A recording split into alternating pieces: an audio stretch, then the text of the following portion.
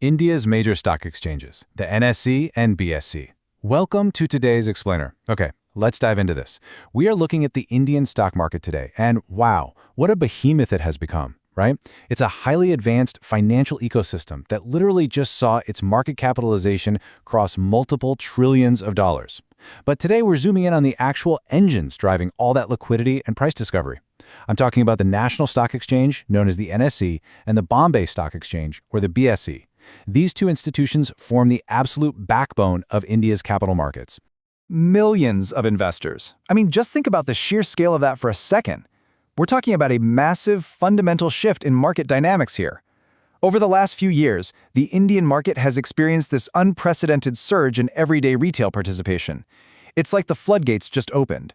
We've moved totally away from that old era where the market was dominated purely by large institutional players and foreign portfolios. Today, with the financialization of domestic savings and, just having widespread digital access right in our pockets, a rapidly growing segment of the population is actively driving daily market volume. They are shaping capital creation every single day. India's largest stock exchanges, the two primary platforms where shares are bought and sold every day. That's the basic definition. But the really crucial point here is understanding the actual mechanics behind them.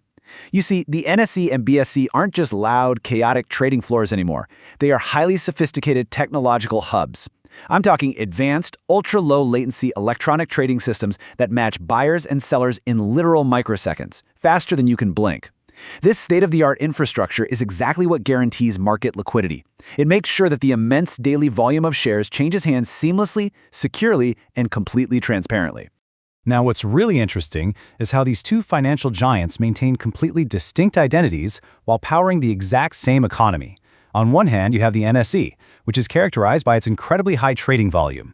This absolute dominance is largely driven by its strongholds in the derivatives market, specifically futures and options, which attracts massive institutional and algorithmic trading.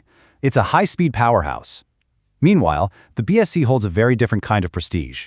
It is actually the oldest stock exchange in all of India, and Asia for that matter. That deep historical legacy translates into a vast number of listed companies, so it provides a much broader, although sometimes a bit less liquid, cross-section of the entire Indian corporate landscape.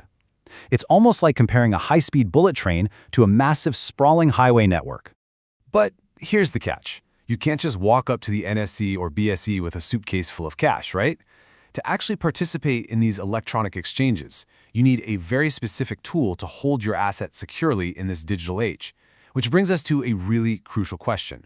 What exactly is a demat account? And how does it serve as your personal gateway to the market? Well, we are going to be breaking down exactly how that infrastructure works and why it's absolutely mandatory in the next part of our explainer. Until then, keep that question in mind.